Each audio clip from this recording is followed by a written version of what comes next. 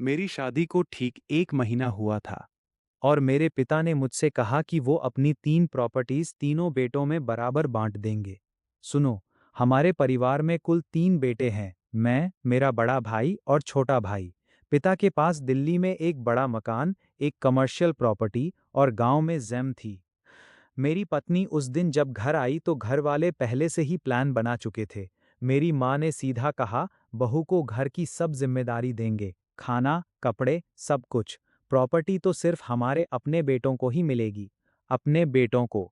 मेरी पत्नी ने कुछ नहीं कहा उस दिन, लेकिन मैंने देख लिया उसकी आंखों में एक सवाल उठा है।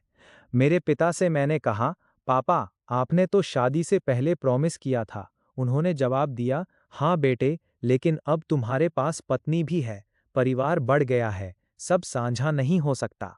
मतलब बिना कहे ये कह रहे थे कि मेरी पत्नी अब घर की संपत्ति की भागीदार नहीं है, सिर्फ एक काम करने वाली। उस रात मेरी पत्नी रो रही थी, मेरे सीने पर सिर रखकर।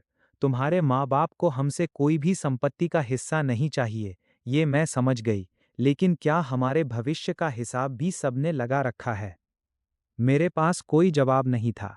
महीने गुजरते गए। मेरे बड़े भाई का अपना कारोबार चल रहा था, वो शहर के बाहर रहते थे। मेरा छोटा भाई अभी पढ़ाई में था और मैं पिता की सब प्रॉपर्टीज की देखभाल कर रहा था। दिल्ली के मकान को ठीक करवा रहा था, कमर्शियल प्लॉट की डॉक्यूमेंट्स संभाल रहा था, गांव की जमीन के लिए पटवारी के चक्कर लगा रहा था। और पिता को सब कुछ ठीक लग रहा था, मेरी काम करने की क्षमता, मेरी मेहनत, मेरी समझदारी। लेकिन एक दिन सब बदल गया। पिता को अचानक कुछ स्वास्थ्य समस्याएं आने लगी। डॉक्टर ने कहा कि उन्हें विदेश जाकर इलाज करवाना चाहिए। मेरे बड़े भाई ने तुरंत कहा, पापा, मैं सब खर्च उठा दूंगा। पिता ने उसी से 1 लाख रुपए मांगे, उसने दे दिए। मेरे छोटे भाई ने कहा, भैया चिंता मत करो। मेरी माँ ने मुझसे पूछा, तुम भी कुछ दे दो। मैंने अपनी सब बचत निकाल दी। पिता के लिए सब कुछ, लेकिन पिता को तो सब कुछ चाहिए था, अपने नाम पर।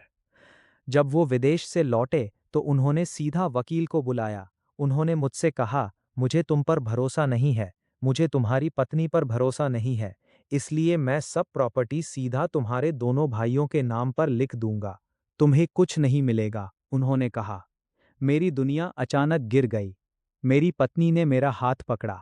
तुम्हारे पिता को जो चाहिए है उन्हें दे दो, लेकिन हम इस लड़ाई को सिर्फ अपने अधिकार के लिए लड़ेंगे। मेरे वकील ने कहा कि मेरे पास दस्तावेज हैं।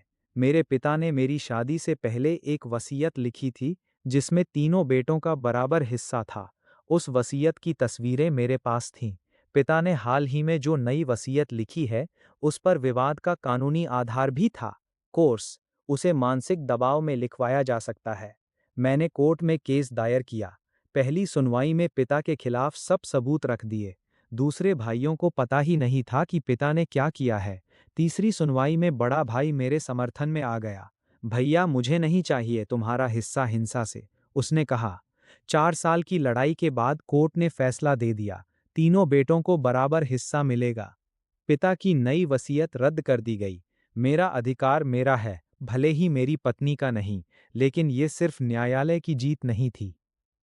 मेरी पत्नी ने मुझसे कहा, तुम्हारे पिता को आज भी अपनी त्रुटि नहीं दिख रही, लेकिन ये विजय हमारी नहीं है, ये विजय हर उस औरत की है जिसे घर में काम करने वाली माना जाता है। पिता बीमार थे तो मैंने उन्हें सब कुछ माफ कर दिया, लेकिन एक बात नहीं भूली।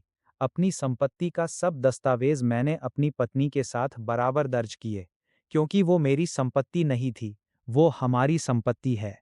आज जब मैं इस कहानी को सुनाता हूँ, तो हर बेटे को यही बात कहना चाहता हूँ। अपनी पत्नी को अधिकार दो, सिर्फ जिम्मेदारी नहीं। अगर परिवार ने तुम्हें धोखा दे दिया है, तो हार मत मानो, कानून तुम्हारा साथ है। पर सुनो, अगला कहानी सुन लो तो तुम्हारा ध्यान खुल जाएगा। ऑफिस में एक सीनियर था, जिसने अपने जूनियर की पूरी मेहनत चोरी कर ली। प्रमोशन के लिए उसके प्रोजेक्ट का क्रेडिट अपने नाम पर दे दिया, लेकिन जूनियर के पास प्रूफ था, हर ईमेल, हर डॉक्यूमेंट। और फिर जो बदला हुआ वो सीनियर की पूरी नौकरी निकल गई। अगले एपिसोड में सब कुछ सुनो। बदला स्टोरीज को सब्सक्राइब करो और हर हफ्ते ऐसी ही कहानियां पाते रहो। कमेंट में बताओ, तुम्हारे साथ भी कभी ऐसा हुआ है? चलो मिलते हैं अगले एपिसोड में।